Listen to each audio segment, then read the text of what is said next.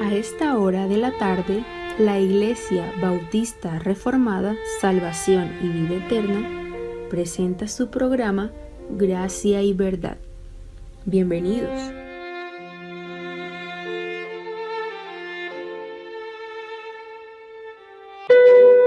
Buenas tardes, amados oyentes de esta su emisora Radio Tropical de la cadena radial La Libertad. Pastor Oduber, por favor, nos inicia en oración.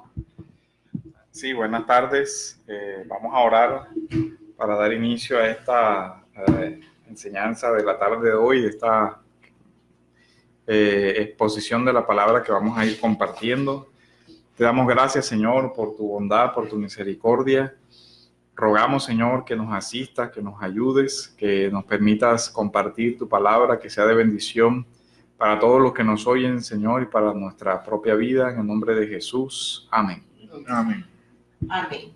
Bueno, damos un cordial saludo, una bienvenida en esta hora de la tarde a todas aquellas personas que nos están sintonizando y están viendo a través del Facebook a su programa Gracia y Verdad de la Iglesia Bautista Reformada, Salvación y Vida Eterna. Y pues también damos un cordial saludo y una bienvenida aquí a los pastores, hermanos, diáconos que nos acompañan en la mesa de trabajo. En esta hora, bienvenido, Pastor Oduber. Muy buenas tardes. Sí, muchas gracias. Siempre es un gusto volver a estar acá presente. Y agradecemos a todos los que en esta hora nos escuchan. Así es, hermano Carlos, diácono de la iglesia, bienvenido. Buenas tardes, Cebolla. Muchas gracias por estar acá nuevamente, por esta invitación, para estar acá nuevamente, y un saludo también a todos los que nos escuchan en este momento. Amén. Y el hermano Vicente Morán, hermano, bienvenido, Dios te bendiga. Gracias, buenas tardes. Igual un saludo a todos los que nos escuchan. Es un placer, como siempre, estar aquí hablando y disertando acerca de la palabra del Señor. Amén. Bueno, en esta hora vamos a iniciar el tema continuamos con ese tema que hemos venido desarrollando sobre la santificación. En el programa anterior estuvimos hablando sobre la santificación de nuestros pensamientos, la renovación de nuestra mente. En este programa, en este día, el tema a tratar es la santificación en nuestras emociones. Pero me gustaría hacer un breve resumen de lo que en el programa pasado compartimos sobre lo que es la santificación de nuestros pensamientos, porque, bueno, todo esto viene muy relacionado, pero es importante de pronto refrescar a aquellos que estuvieron escuchando el programa y a aquellas personas que por primera vez pues vienen. De todo modo, también les invitamos a aquellos que quieran llamar para algún aporte, una pregunta, cualquier inquietud. Por favor, llaman a los teléfonos de la emisora 349-3929, al celular 320-546-5636. Bueno, Pastor Oduber, le solicito el favor que nos dé una introducción de lo que vimos la vez pasada y la introducción a este tema. Sí, buenas tardes.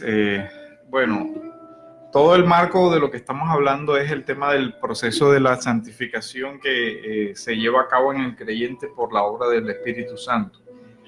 Y siempre hemos venido manejando que la santificación precisamente es algo que debe ser integral. O sea, es decir, la santificación comprende todas las áreas del ser humano, y dentro de eso obviamente está su mente, sus emociones y el actuar corporal, que es un tema que posteriormente vamos a estar desarrollando, también el cuerpo. Habíamos hablado en la sesión pasada la importancia del desarrollo de una mente cristiana, de la mente de Cristo, de cómo Dios forma la mente del creyente por medio de su palabra, de cómo hay varios factores que influyen en la forma como pensamos, como es, digamos, nuestro propio corazón caído y la afectación que sufrimos por toda la información que a diario estamos recibiendo, y como una de las formas como la Escritura nos dice que podemos renovar nuestras mentes es precisamente por la meditación en la palabra de Dios y la oración. Ese sería como el marco desde el cual hemos venido ya trabajando y desde el cual vamos a entrar al tema de la santificación de las emociones, que es un aspecto muy relacionado con la forma como pensamos también. Así es. Bueno, tenemos algunas preguntas alusivas sobre ese tema y me gustaría pues empezar a desarrollarla. Una de esas es el significado de las emociones. ¿Qué significa las emociones? No sé quién, el hermano Vice. Bueno, en primer lugar, es bueno ver la definición de diccionario, o sea, propiamente qué entendemos en el lenguaje común cuando nos referimos a las emociones. Nosotros cuando nos referimos a las emociones normalmente intercambiamos el término emoción con el término sentimiento. En ese sentido, las dos definiciones del diccionario de ambos términos, sentimiento es estado afectivo del ánimo y emoción es alteración del ánimo intensa y pasajera, agradable o penosa, que va acompañada de cierta conmoción somática. Es decir, la primera me dice, la forma en que se refiere ánimo es como arcano, ¿no? ¿Qué es eso del ánimo? Digamos que es la disposición de mi voluntad. Yo, por ejemplo, según el ánimo en que esté, yo puedo responder de formas diferentes. Si a mí mi esposa de repente me da una comida que no me gusta, según el ánimo que yo tenga, yo voy a actuar de una forma diferente, podría no decirle nada, podría molestarme con ella, en fin. Esa inclinación del ánimo es lo que llamamos la emoción, ese exaltamiento. Ahora, en la definición de emoción hay algo importante, que dice de cierta conmoción somática, es decir, las emociones, en tanto, y seguro eso se habló la vez pasada, en tanto nosotros somos seres no puramente materiales, por lo menos desde la cosmovisión cristiana entendemos que hay cosmovisiones ateas y materialistas del mundo que ignoran cualquier parte inmaterial del hombre, pero nosotros creemos, a la luz de las Escrituras, que nuestra constitución es tanto física, material, como psíquica, pero no con eso nos referimos a cerebral, sino que hay ciertas manifestaciones inexplicables únicamente por medio de la biología que afectan tanto nuestras respuestas como nuestros cuerpos. Entonces la emoción, digamos, si partimos el hombre en sus características biológicas, en sus características de sentimientos, en las emociones, y además en su racionalidad, diríamos que la emoción se junta entre un intermedio entre la razón y la parte biológica del cuerpo. Realmente hay una relación directa y observable entre mi salud física, mi salud mental y mis emociones. Más o menos, es un tema complicado, realmente muchas disciplinas entran dentro de ese estudio para poder definirlo, pero realmente es el equilibrio que existe entre mi salud física, salud mental, por lo cual yo expongo mi inclinación de ánimo, mi inclinación de pensamiento. Bueno, digamos que es como la forma que nuestro cuerpo manifiesta lo que hay en nuestro ser interior. ¿Sí?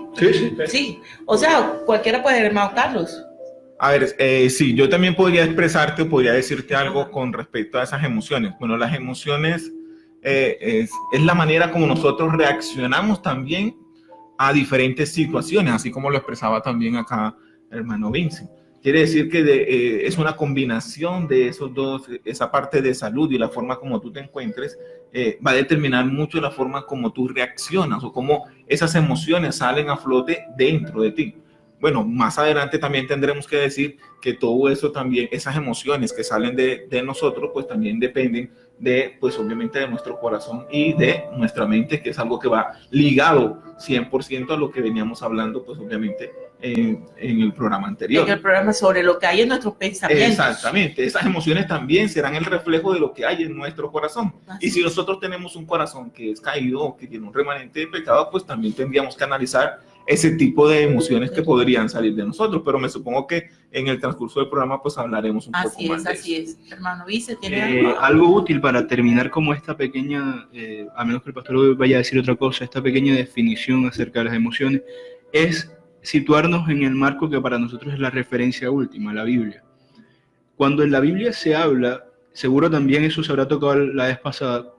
En la Biblia no se habla del depósito de nuestros pensamientos como por ejemplo el cerebro. No, el depósito de nuestros pensamientos es algo más bien inmaterial, en lo que en la Biblia se refiere, por ejemplo, el alma, la mente, o en muchas otras ocasiones como el corazón. El corazón en la Biblia no es tanto como en el argot popular. Ahora en nuestra sociedad, comúnmente cuando hablamos del corazón, o cuando la gente dice sigue tu corazón, escucha tu corazón, se está refiriendo a solo el término de las emociones. Es decir, actúa en función de las emociones, es lo que te dicen. Pero realmente en el marco que nos sirve para nosotros como referencia, que son las Escrituras, el corazón tiene la dualidad en su constitución de ser el depósito de los pensamientos, pero al mismo tiempo de ser el depósito de las emociones. La palabra que se utiliza en el griego para corazón, que es como está escrito en el Nuevo Testamento, es cardías. Y según el diccionario expositivo Vine, esta palabra vino a significar toda actividad mental y moral del hombre, incluyendo tanto sus elementos racionales como emocionales. En otras palabras, se usa el corazón de manera figurada para denotar las corrientes escondidas de la vida personal, es decir, lo más íntimo del hombre. Allí inevitablemente confluyen de forma casi inseparable la emoción y los pensamientos, la razón. Amén. Bueno, desde la creación, dice la palabra que fuimos hechos a imagen y semejanza de Dios. Bueno, ¿están incluidas las emociones en esa imagen? Pastor Oduber. Sí, se dice en el relato del Génesis que Dios crea al hombre del polvo de la tierra. O sea, que tenemos una constitución material. Pero se dice también en el relato del Génesis que Dios sopla aliento de vida en ese ser humano. De ahí se forma una complejidad de tal forma que esa parte material, esa parte corporal, incide en la vida, digamos, espiritual, en el alma, en el interior del ser. Y viceversa también. O sea, mi condición espiritual va a afectar mi vida corporal, que es un concepto complejo. Quiero que leamos el texto de los Salmos en el capítulo 32, versículos del 1 al 3. Dice, bienaventurado aquel cuya transgresión ha sido perdonado y ha sido cubierto su pecado. Bienaventurado el hombre, y miren que pues bienaventurado es una palabra para alegría, o sea, para la emoción del sentirse regocijado, del estar contento. Dice que es feliz el hombre a quien Jehová no atribuye iniquidad y en cuyo espíritu no hay engaño. Y después en el versículo 3 dice, mientras callé, se envejecieron mis huesos en mi gemir todo el día, porque de día y de noche se agravó sobre mí tu mano, mi vigor se convirtió en sequedades de verano. Mi pecado te declaré, no encubrí mi iniquidad, dije, confesaré mis rebeliones a Jehová, tú perdonaste la maldad de mi pecado. Miren la complejidad que hay aquí. Aquí hay una persona que está declarando que mientras él no arregló su situación espiritual con Dios, su cuerpo como tal estaba sufriendo. Es decir, no solamente es el dolor que el pecado afecta no solamente la dimensión espiritual del ser, esa parte inmaterial, sino que precisamente el pecado, como el hombre es un ser, digamos, completo, termina afectando también, aquí dice, envejecieron mis huesos. O sea, termina originando un dolor incluso en el cuerpo. Entonces, ¿eso por qué es así? Porque el diseño de Dios incluye todo. Cuando Dios creó al hombre, lo crea con esa capacidad con su razonamiento. Por eso vemos que Adán observa a los animales y les pone nombre de acuerdo a las características diferenciadoras de cada uno, o sea, un ejercicio de la mente. Pero vemos en el relato de la tentación que dice que vio el árbol que era codiciable a los ojos.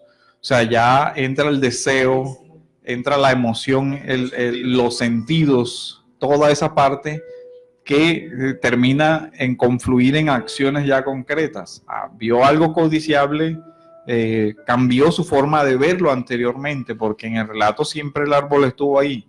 Cuando se da el tema de la tentación, esas emociones son tocadas y la misma emoción cambia la forma como se percibe el árbol y se desarrolla el acto de tomar del árbol y todo lo que ya sabemos que se desarrolla. Entonces vemos la complejidad de lo intrincado que es la influencia de un lado hacia el otro.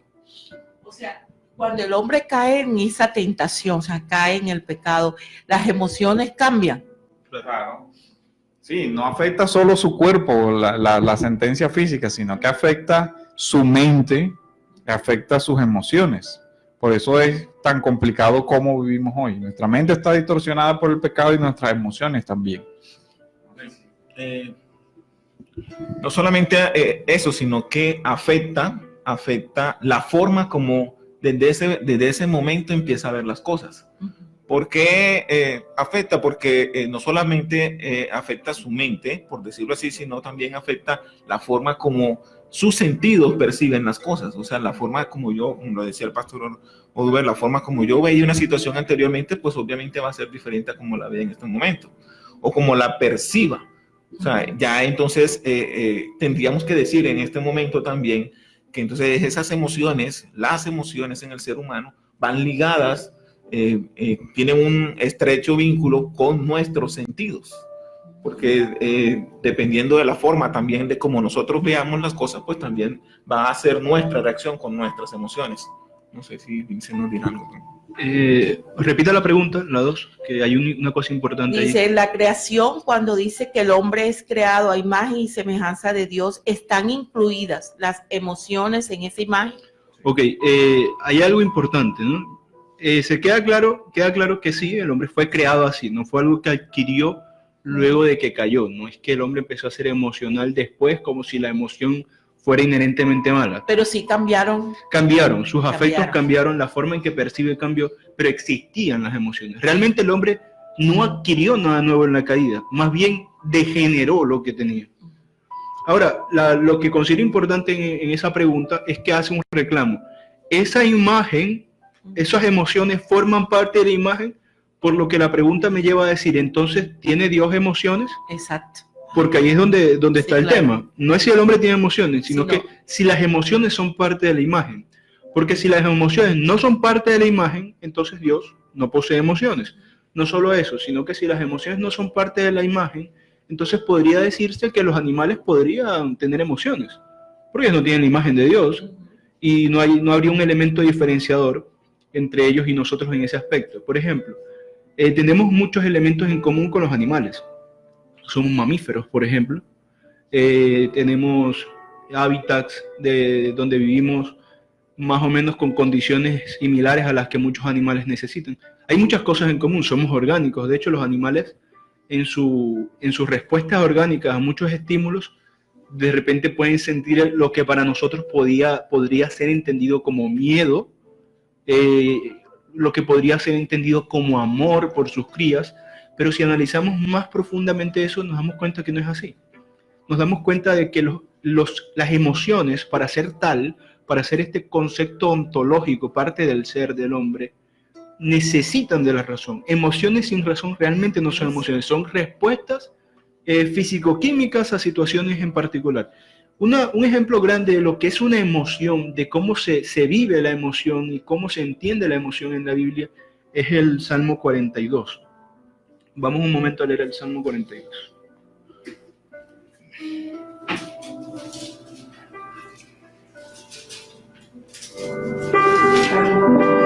Salmo 42.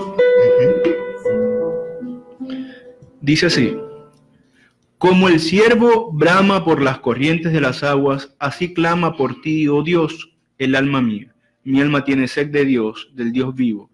¿Cuándo vendré y me presentaré delante de Dios? Fueron mis lágrimas, mi pan de día y de noche, mientras me dicen todos los días, ¿dónde está tu Dios? Me acuerdo de estas cosas y derramo mi alma dentro de mí, de cómo yo fui con la multitud y la conduje hasta la casa de Dios, entre voces de alegría y de alabanza del pueblo en fiesta. Y aquí dice algo importante, digno de resaltar, en el 5. ¿Por qué te abates, oh alma mía, y te turbas dentro de mí? Espera en Dios, porque aún he de alabarle, salvación mía y Dios mío. Aquí el salmista hace algo que ni un siervo, aunque él dice como siervo Como el siervo brama, mi alma tiene sed de ti. Aunque un siervo brame por comida o por su madre, el salmista tiene la capacidad de hacer algo que un siervo no tiene la capacidad de hacer. Un siervo, un animalito, ¿no?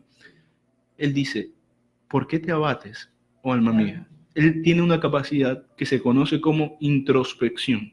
Él mira dentro de sí. Él, ante eso que siente, lo reflexiona.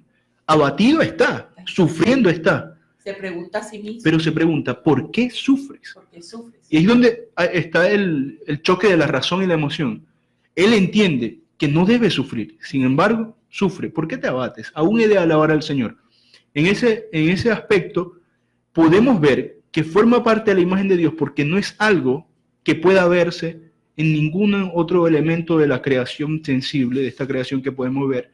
Además, por otras razones obvias, porque en la Biblia se habla de Dios, aunque sus emociones no son comparables a las nuestras, porque las nuestras están sujetas a cambio, Él es inmutable, pero se habla de Dios airado, enojado, se habla de Dios teniendo misericordia, siendo amoroso, compungiéndose cuando pecamos, en fin. Se habla de un Dios que posee emociones, mientras no se habla de animales que poseen emociones. Es un atributo que viene de Él, que se nos fue entregado por ser la imagen de Él, aunque esté borrado, desdibujado, dañado por culpa de la caída. Bueno, ¿de qué dependen nuestras emociones? Pastor Oduber. Como habíamos dicho, es una complejidad porque lo que nosotros pensamos puede afectar nuestras emociones, pero también, digamos, la forma como la condición de salud de nuestro cuerpo puede llegar a afectar nuestras emociones. En el Salmo que vimos, nosotros vemos esa relación, y es lo que algunos han llamado la parte psicosomática. Por ejemplo, yo puedo tener cierto tipo de enfermedades que se asocian a estados emotivos dañinos. Por ejemplo, la depresión. Hay ciertas enfermedades que como síntoma, por ejemplo, desórdenes orgánicos del cerebro, en la química del cerebro, desórdenes hormonales en el tema de las damas, desórdenes a nivel de tiroides, incluso últimamente leía algo que el tema del colesterol tiene como efecto secundario que en algunas personas produce depresión. Entonces, ciertas enfermedades producen como un estado, el cuerpo reacciona y se deprime, se entristece. Pero también la forma como nosotros pensamos ciertos eventos, sin necesidad de que haya nada corporal, también nos puede llegar a deprimir. Y afectar el cuerpo. Y afectar, o sea, por lo menos cuando yo comienzo a pensar de mí, yo no sirvo, yo no soy poca cosa, yo no sé qué, toda esa forma de mi pensamiento va a marcar, va a influirme también en la forma como yo me siento frente a otra cosa. No es lo mismo la percepción mía cuando tengo claro una identidad a cuando no la tengo y alguien de pronto toca esa fibra sensible y eso confunde. Entonces, el miedo es una emoción. El miedo es una emoción, pero yo puedo llegar a tener emoción, digamos, verdadera en el sentido de que estoy realmente frente a un peligro. Ahí la emoción está justificada. O sea, si yo tengo a alguien frente a mí que me está amenazando con un arma, yo tengo una razón legítima para experimentar el temor.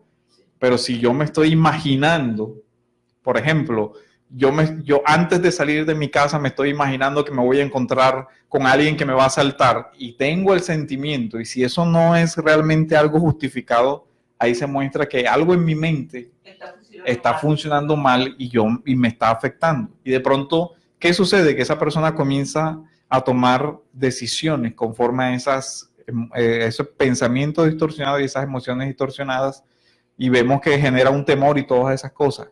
Cosa que la Biblia, digamos, siempre ha tratado. Una de las cosas que la Biblia más dice es no temas, no temas, no temas. ¿Por qué?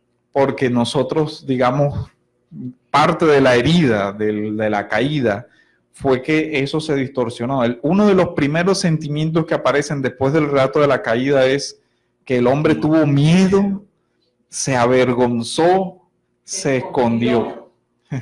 Y de ahí comenzó el desastre. Y nosotros tenemos una cantidad de temores y a veces los queremos controlar, pero hay que identificar qué es lo real y qué no es lo real. Por ejemplo, yo puedo cometer un pecado, como el Salmo 32 lo dice, y yo puedo ser consciente de mi pecado. ¿Y qué tengo que hacer para solucionar esa afectación espiritual y emocional? La Biblia dice, arrepiéntese. Pero muchas veces se le acerca a una persona diciendo, pastor o hermano, yo creo que yo hice algo mal. Y dice, bueno, pero o yo estoy en pecado o yo estoy mal delante de Dios. Cuando uno comienza a preguntar, esa persona no puede identificar nada en concreto que haya afrentado a Dios. Entonces su culpa es una cosa general que no tiene ninguna relación con algo que él puede identificar. Entonces uno dice, ahí hay un problema porque él generó una emoción, pero no hay un acto que sea correspondiente. Si esa persona me dice, porque mentí, porque robé, porque hice esto, porque hice esto, porque hice esto, y dice, ok, la emoción es correspondiente, pero si esa persona dice, no, yo no he hecho nada, pero me siento que soy esto, ya uno ve que hay algo distorsionado ahí, que hay que entrar a ver cómo se restaura esa correspondencia. ¿Y cómo se restauraría? Pues ayudándole a esa persona a identificar si su culpa es verdadera o si lo que él tiene es una idea general de culpa por distorsión de comprender mal algo de la palabra de Dios o de algunas ideas pues que vienen erradas y porque venimos con muchos temores generados de muchas otras cosas que confundimos cuando llegamos al Evangelio, proyectamos esas cosas hacia Dios o en fin, todo eso, y ahí hay que restaurar esa imagen caída para que pueda, ese es el proceso de santificación, ajustarse. Fíjese con respecto a la restauración.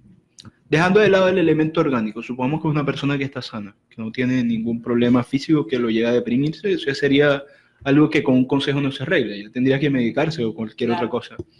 Ahora, supongamos que es una persona sana. Hemos visto que la emoción está entre el plano material, ¿no? Entre nuestra biología y lo inmaterial, nuestros pensamientos, nuestro corazón. Esos temores probablemente son un producto de un intelecto, o vamos a decir, de una comprensión de las cosas pobres. Por ejemplo, cuando alguien está pequeño, y aquí dicen el coco también, lo del coco, ¿sí? Cuando alguien está pequeño, lo amenazan para que se duerma con el coco. Sí. Y el niño se asusta. Claro. Ahora, yo desde afuera como observador, yo digo que objetivamente se está asustando sin sentido. O sea, sus emociones no se corresponden, aunque en su mundo le causa susto, no se corresponden con la realidad. Entonces, si una persona normalmente tiene temores inexplicables, es porque no está correspondiendo sus emociones con las realidades, o bien está presentando alguna dificultad intelectual que tiene que ver con la salud, o sencillamente está pobremente preparado en relación a su conocimiento para poder afrontar las situaciones que muchas veces son comunes en la vida, pero que le producen un desbalance por no tener preparada la razón para afrontarlas. ¿Cómo se soluciona? Por ejemplo, en el caso del niño, cuando entiende que el coco es falso. Es falso. Y que su razón no es genuina para tener miedo. Entonces, parte de la restauración forma parte de la restauración el hecho de llegar a conclusiones verdaderas, genuinas, comprobables. Ver si realmente pasó algo como dice el pastor y si no pasó, entonces tratar, por medio de nuestros casos de la Biblia, demostrar que realmente nuestra paz no viene de una perfección moral, porque si alguien se siente mal sencillamente porque se reconoce pecador, va a entrar en un círculo dañino, porque siempre va a ser pecador. Hermano, tú hablas de preparado, pero ¿preparado en qué? O sea, el conocimiento científico, cultural, ¿o en qué? O sea, ¿en qué se requiere estar preparado? Principalmente en la palabra de Dios. Es decir, hay cosas que por medio del conocimiento científico, como menciona, pueden solucionarse. Por ejemplo, el tema del coco. Así. Yo le digo, mira, el coco no existe. Yo no necesito la Biblia para decirle que el coco no existe. Sencillamente el coco no existe. Ahora, si necesito la Biblia para presentarle a una persona, sigamos con el ejemplo de alguien que se siente mal delante del Señor porque es pecador. Yo tengo las herramientas para decirle, hey, si tú has creído y realmente en tu vida no hay ninguna actitud de rebeldía evidente, sino que sencillamente te sientes mal porque eres pecador, date cuenta de que cuando creíste fuiste justificado y entraste en paz con Dios. Entonces ese conocimiento de que eres una nueva criatura, de que ya en tu relación con Dios no hay hostilidad sino paz, te va a dar calma. Amén. Ese conocimiento que sale de la Biblia es lo que va a dar verdaderamente madurez emocional. Cuando habla de nueva criatura, de pronto alguna persona que está escuchando, está viendo, e incluso eso, el nuevo nacimiento, se Sí. puede preguntar, pero una nueva criatura, ¿cómo así? O un nuevo nacimiento, ¿sí?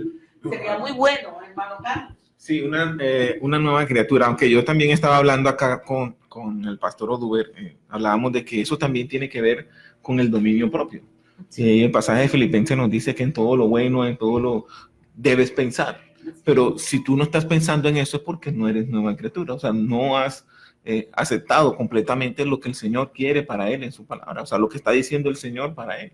O sea, no tiene claro qué es lo que ha hecho el Señor por él, cuál fue ese sacrificio precioso que hizo el Señor con su Hijo en la cruz por todos y cada uno de nosotros. Eso hablamos del creyente, pero hay algunas personas que no son creyentes y era eso, que necesita el conocimiento de la palabra. Necesita de conocer la palabra. Eso, No, sí, no. para el tema del que no es creyente, eso Ajá. es muy importante. Claro. Porque una persona puede estar bien. Hay muchos creyentes De salud, que por de causa de incluso de su conciencia adormecida, piensa que está bien, Sí. realmente está bien. Pero muchos entonces, que no tienen la conciencia tan adormecida, empiezan a conocer, por ejemplo, estos estilos de vidas veganos, y empiezan a generar una culpabilidad. Yo estoy matando animales, yo estoy acabando con el mundo. Entonces empieza a generar una culpabilidad mal fundada. Empiezan a perder la paz. Utilizando el conocimiento de la Sí. manera que no es. Sí, utilizan conocimiento de la manera que no es, una manera equivocada. Por eso es importante como señalar cuál es el verdadero conocimiento. Sí, Y en donde, exacto, no, porque cualquiera puede desviarse a otras cosas, a buscar los espíritus o algo, que he escuchado que hay tantas doctrinas equivocadas. Entonces, para una persona en el mundo que está insatisfecha, Mm. lo único que nosotros podemos hacer es presentarle que la satisfacción solo viene del Señor. Ni buscar un psicólogo, ni un terapeuta, ni tener una familia feliz, ni nada de eso le va a dar satisfacción. Porque finalmente cuando alguien está presentando esa insatisfacción ante la vida, es porque se ha dado cuenta que lo que tiene no lo llena. Además, ni siquiera es tan malo. Partiendo de la buena fe, es un buen indicio de que esa persona está empezando a tener un contacto con el Señor al ver que la vida es insatisfactoria y buscar satisfacción en algún sitio. En Eclesiastés dice que el Señor ha puesto eternidad en el corazón del hombre. Entre muchas cosas podríamos decir que esa búsqueda de algo con significado que valga la pena es genuina en el ser humano. Lo malo es que o no encuentran ese algo con significado o lo encuentran donde no es, Equivocadamente. a menos que lo encuentren por medio de las Escrituras. Bueno, otra pregunta, porque desafortunadamente es un tema, bueno, todos son muy interesantes, pero es un tema que requiere bastante amplitud y el tiempo dice, ¿podemos ejercer control sobre nuestras emociones o somos controlados por ellas? Bueno, lo que está sucediendo en la actualidad es que estamos siendo controlados por las emociones, pero eso es uno de los problemas que tienen varias causas. Una de esas causas es que a nosotros, así como no se nos ha enseñado la mayordomía de la mente, tampoco se nos ha enseñado la mayordomía de las emociones. Y eso viene en un proceso de formación o de deformación. ¿En qué sentido? Por ejemplo, el ejemplo que ponía Vincent. Cuando en un hogar se le comienza a manipular las emociones al niño para que el padre logre algo, ya yo estoy destruyendo esas emociones, digamos, estoy manipulando, estoy dañando la forma como él va a aprender a reaccionar. Cuando yo le obligo por medio de abrázame porque si no, yo me voy y te dejo solo. Yo estoy trastornando, ya él tiene un daño en sus emociones, pero además de eso, el modelo que él entiende ya es bastante dañino en sus emociones. Luego, cuando crece con todo eso, pues crece con un daño bien, bien severo. Y comenzar a cambiar eso es un proceso de renovación de la mente, como dice Romanos, transformándonos en la renovación de la mente. Ejemplo, un hogar donde se le enseñó al niño que la sexualidad es mala, después ese niño cuando crece o esa niña cuando crece y viene a la iglesia, sigue pensando que aún casado la sexualidad es mala. Entonces, obviamente, con una mayor conciencia moral va a haber una mayor sensibilidad frente a eso. ¿Y qué va a pasar? Que esa pareja va a tener dificultades. Porque evidentemente, si yo cada vez que voy a tener una relación con alguien estoy pensando, estoy haciendo algo mal, estoy haciendo algo mal, estoy haciendo algo mal, estoy haciendo algo mal, pues no voy a esperar que eso resulte bien. Algún problema va a tener tarde que temprano. Entonces, cuando esa persona viene de consejería, las emociones que surgen son, es que me da vergüenza, es que no me siento bien, es que yo siento que estoy haciendo algo mal, es que esto, que lo otro. Lo que hay que trabajar es en la renovación de su mente, de cómo ve ella o esa persona la sexualidad. Por lo general no la está viendo como un don de Dios, como parte de emociones legítimas que Dios le dio, como parte de un deleite que precisamente Dios diseñó para que fuera así. Y todo eso hay que comenzar a mostrarle, mira, no está mal. La emoción en sí mismo no está mal, al contrario, Dios dio ese placer precisamente para el matrimonio. Entonces hay muchas personas que tienen unas emociones muy distorsionadas por la comprensión que tienen sobre ciertas cosas. Entonces ahí es donde entra el trabajo de realmente formar una mente cristiana que evalúe eso y que ayude a que esa persona vaya renovando la forma como se está viendo y como está viendo lo que está haciendo. De evaluar que la mente del cristiano vea las cosas como de una manera diferente es importante porque tú hacías la pregunta de que si esas emociones nos están controlando en estos momentos. Si esas emociones nos están controlando en este momento. Y sí, o sea, esas emociones nos controlan en este momento porque estamos siendo bombardeados. Es más, se nos están creando necesidades constantemente. Si tú estás viendo la televisión, tú no tenías una necesidad, pero tú ves algo y te crean la necesidad.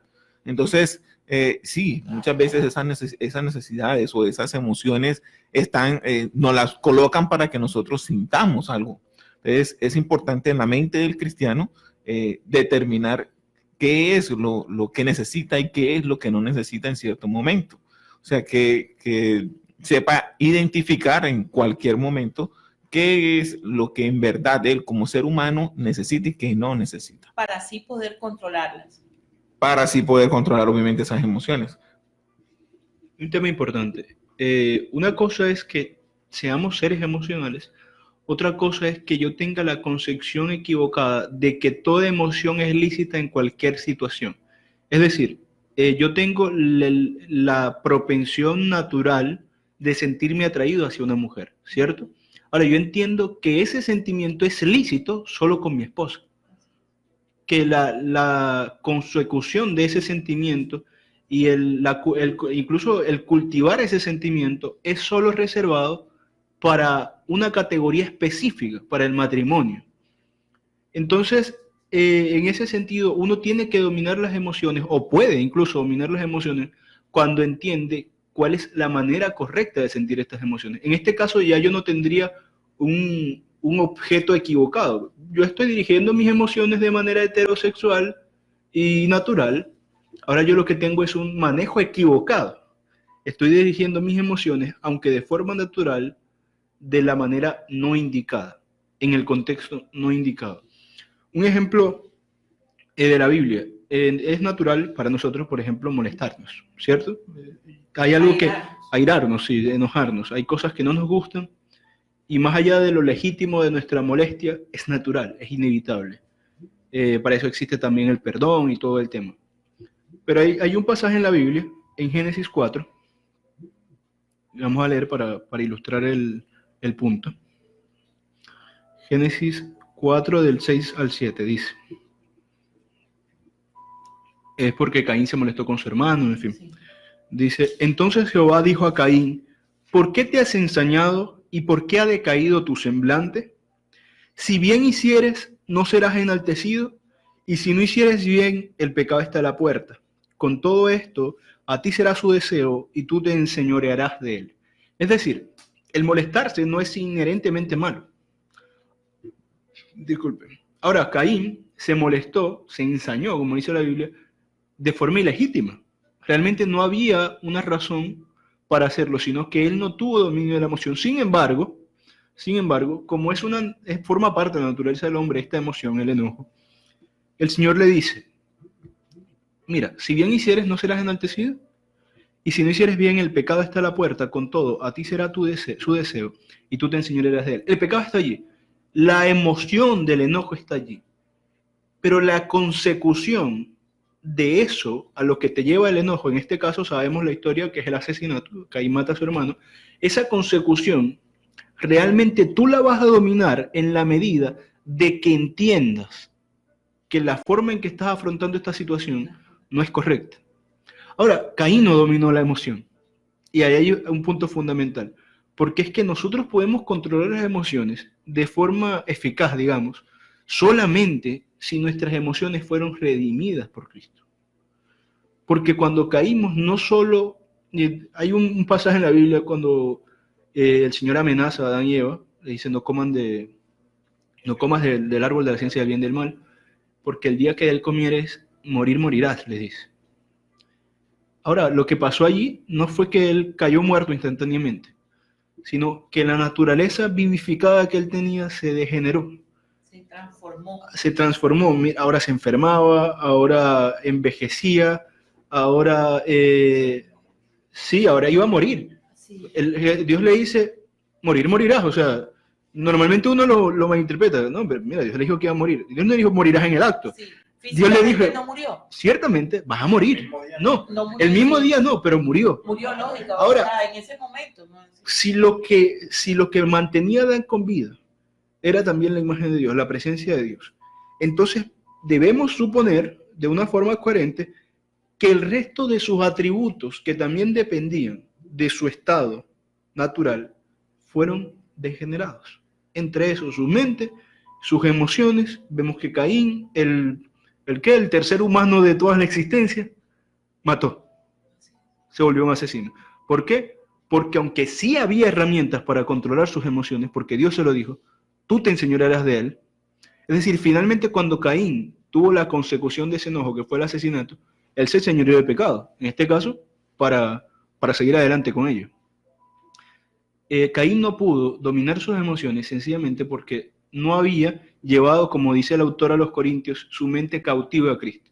Entonces, si no tenemos la mente cautiva a Cristo, nuestras emociones tampoco van a estar cautivas. El hombre por sí mismo no puede tener dominio propio. Es una tarea que puede ser mortal. Podría ser un buen ciudadano, hay algo que cabe destacar, aunque el hombre está degenerado, no todos son igual de degenerados. Hay violadores, hay personas que nunca han cometido ningún delito civil. Sí. Entonces no se trata de si puede o no, se trata de quién realmente lo hace de una forma efectiva y de una forma que verdaderamente, en final de cuentas, sea para la gloria de Dios, porque nuestras emociones fueron para la gloria de Dios, fueron hechas para la gloria de Dios. Entonces de nada sirve, y esto es para este contexto, porque nosotros estamos hablando desde la Biblia, de nada sirve reprimir mi emoción de enojo si realmente mis emociones no están encausadas al lugar correcto. Es decir, para hacer aquello por lo cual Dios las puso en mí. Sino en este caso para no cometer un delito civil o para sentirme bien conmigo mismo. Ahí hay una clara diferencia. El fin no solamente es dominarme, sino dominarme de la forma correcta. Dominarme gracias por ejemplo, al fruto del Espíritu, dominio propio, dice Gálatas. No es quién puede aguantar más el enojo, es quién lo hace de la forma correcta. Y solo se hace de la forma correcta aquel que lo haga mediante el Espíritu Santo, que lo ha, usted preguntaba hace rato que aclaráramos el tema del nuevo nacimiento, se aclaró un poco, que lo ha hecho volver un poco a aquello que perdió en el hombre en el Edén. Nos ha regenerado a ese estado en donde ahora sí tenemos un dominio más fuerte, consciente y para la gloria de Dios sobre nuestros sentimientos y pensamientos. Yo agrego ahí una parte de lo que estaba diciendo Vincent, de esa, digamos, transformación o manipulación de las emociones que hoy están terminando por dominar a las personas. En el relato del Génesis, en el capítulo 2, en el versículo 9, cuando se habla de la creación en general, dice que el Señor Dios hizo brotar de la tierra todo árbol agradable a la vista. Entonces ya ahí vemos que había una impresión estética en los seres creados, en Adán y Eva, de agradable. O sea, ellos veían, y el relato dice, todo árbol era agradable a la vista, bueno para comer. Asimismo, en medio del huerto, el árbol de la vida, del conocimiento del bien y del mal, era agradable a la vista. Debería uno entenderlo. Es decir, que este árbol no era, digamos, de una esencia estética diferente al resto. Pero cuando llega el capítulo 3, llega la serpiente y dice, con que Dios os ha dicho que no comáis de este porque tal, bueno, Dios les mintió porque realmente Dios no quiere que ustedes sean iguales a Él. A esa percepción se añadió una idea, la idea de Dios les está privando de algo que sería bueno para ustedes, algo que es deseable, y convierte ese agradable a la vista, porque esa misma palabra vuelve a aparecer en el relato del Génesis en el capítulo 5, dice, cuando vio la mujer que el árbol era bueno para comer, lo mismo que dice en el 2.9, y era agradable a los ojos. Eso es verdad, porque estaba ya todos los árboles que Dios creó en el capítulo anterior eran agradables. Dice, y que el árbol era deseable, pero ahora el deseo es diferente, es conforme a la introducción de cierto pensamiento, porque ya dice, para alcanzar la sabiduría, como que Dios me la está escondiendo, pero esa fue la idea que plantó. Entonces vemos la relación entre, yo puedo percibir algo, y lo que estaba percibiendo era el mismo árbol que antes vio, o sea, ella está viendo el árbol que ya había visto muchas veces, pero ahora lo vio diferente. Y ahora cuando lo ve, la emoción ya no es solo agradable a los ojos, sino que se volvió algo diferente, algo que deseó para alcanzar sabiduría. Y entonces tomó, comió, y evidentemente fueron abiertos los ojos de ambos, pero ahora encontraron miedo, vergüenza, la expulsión, el juicio de Dios y todo lo demás. Entonces uno ve cómo aquí hay un elemento complejo, por lo que decía Vincent, por ejemplo, con relación a la sexualidad. Yo puedo tener deseo legítimo de algo que Dios me concedió, pero también puede que mi idea sobre eso esté distorsionada y realmente el acto que debería ser legítimo se desnaturaliza de tal forma que termina pervirtiéndose aún dentro del matrimonio. O sea, y es algo complejo porque la persona puede, digamos, aún dentro del matrimonio percibir que su esposa o esposa es otro objeto de su propiedad, de que puede usar. Y alguien puede decir, no, pero es que yo estoy casado, sí, pero es que no puedes convertir a una persona en creada imagen y semejanza de Dios en un objeto para tu uso. Entonces, no sigue, aunque aparentemente es legítimo porque está dentro del matrimonio, sigue existiendo una distorsión en su mente sobre lo que realmente es el proceso de lo que Dios quiere para todo eso. Entonces, ahí es donde vemos cómo los deseos, e incluso de cosas que son, digamos, neutras o buenas. Por ejemplo, los deportes o alguien que juega tenis. Uno diría, bueno, el tenis es un deporte que no es moralmente inadecuado para, no hace, entre comillas, daño, pero cuando yo convierto ese deporte en lo que da sentido a mi vida, en lo más importante para mí, paulatinamente voy desplazando a mi familia, todas las cosas, y eso se convierte en el único motor de mi vida. Y uno dice, bueno, ahí hay algo, hay deseos desencarnados, o sea, descarrilados hacia otra cosa. Y alguien diría, no, pero es que el deporte no es pecado. Sí, pero es que los deseos que están acompañando eso ya giraron hacia otro lado. Y eso es lo complejo de las situaciones. Que la persona pueda llegar a ser por el Espíritu Santo consciente de eso, se arrepienta y reoriente. Las emociones tienen un propósito. Sí, las emociones tienen un propósito. O sea, por ejemplo, comer.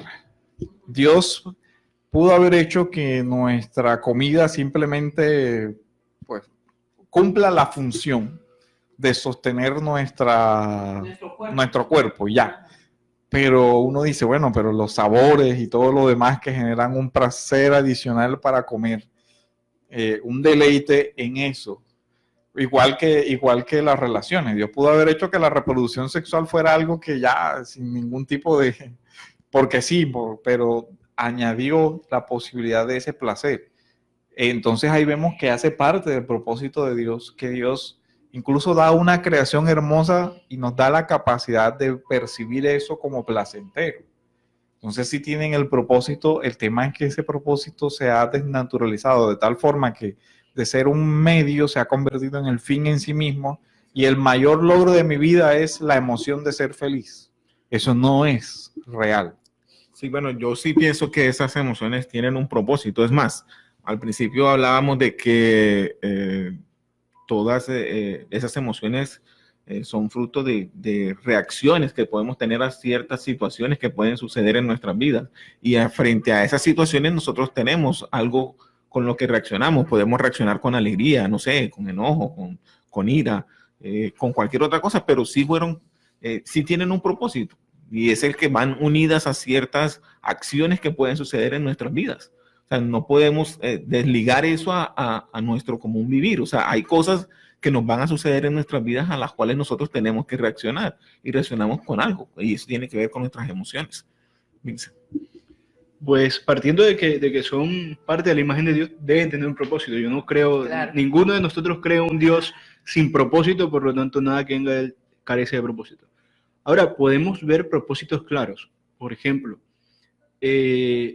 la alegría nos ayuda a entender que estamos frente a situaciones moralmente buenas, satisfactorias. La tristeza nos ayuda a entender que estamos frente a algo que fue una pérdida, algo malo. La tristeza también es un medio que utiliza Dios para hacernos conscientes de nuestro pecado. Esto todas son emociones introspectivas con respecto a nosotros. Pero, por ejemplo, la misericordia nos ayuda a amar al prójimo. El amor nos ayuda a obedecer las leyes de la Biblia, pero no de una forma mecánica, sino con un sentimiento genuino de querer hacerlo. Jesús redujo toda la ley y los profetas en sus palabras, en los mandamientos: amarás al Señor tu Dios con todo tu corazón, con toda tu alma, con toda tu mente y con todas tus fuerzas. Y amarás a tu prójimo como a ti mismo. En ambos mandamientos redujo la demanda a un sentimiento que en la Biblia nos damos cuenta que es mucho más que solo una expresión de actividades químicas, que este sentimiento tiene la categoría de bien superior. El amor bíblico es una cuestión que está llena de razón, tiene sentido, no es un sentimiento inexplicable.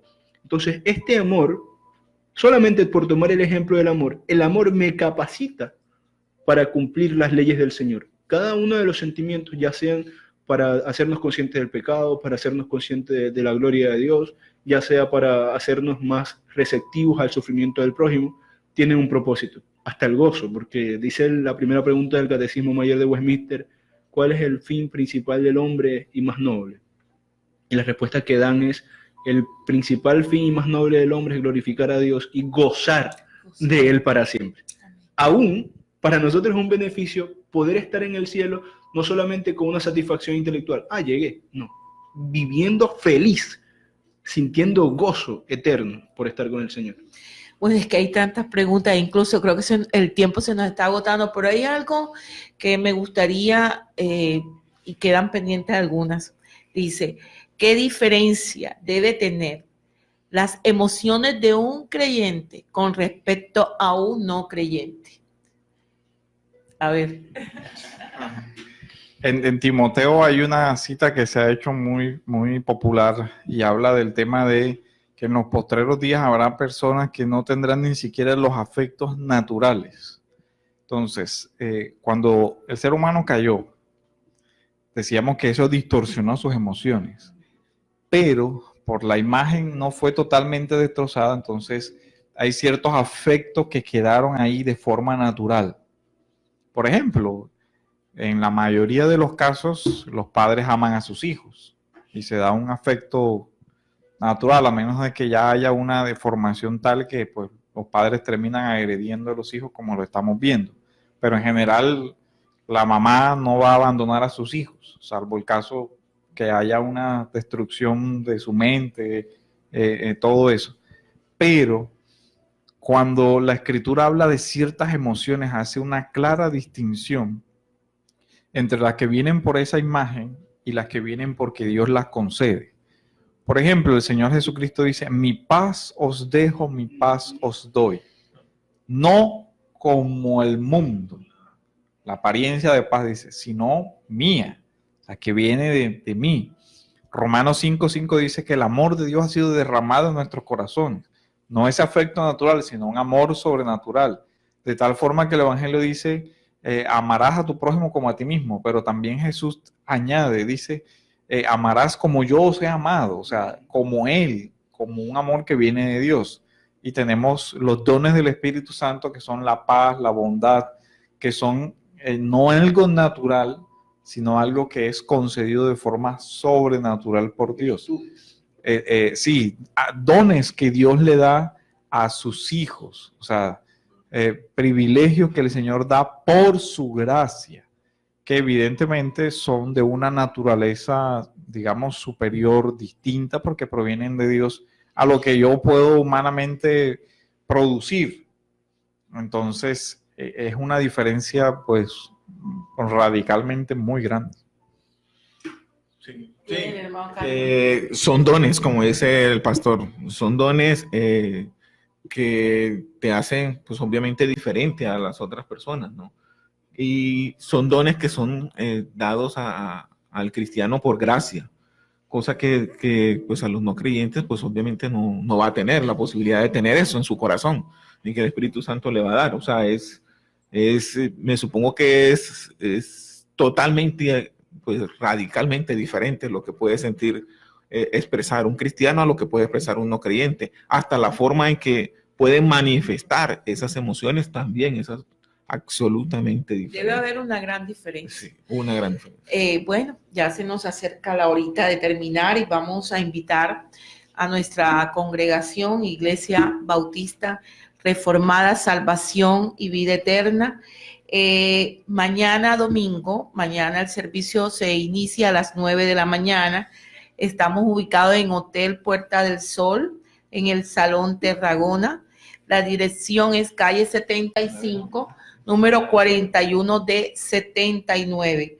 Y también la Iglesia Comunidad de Gracia de las Moras, carrera 22, 5739, Villa Catanga. El horario es desde las 8 de la mañana.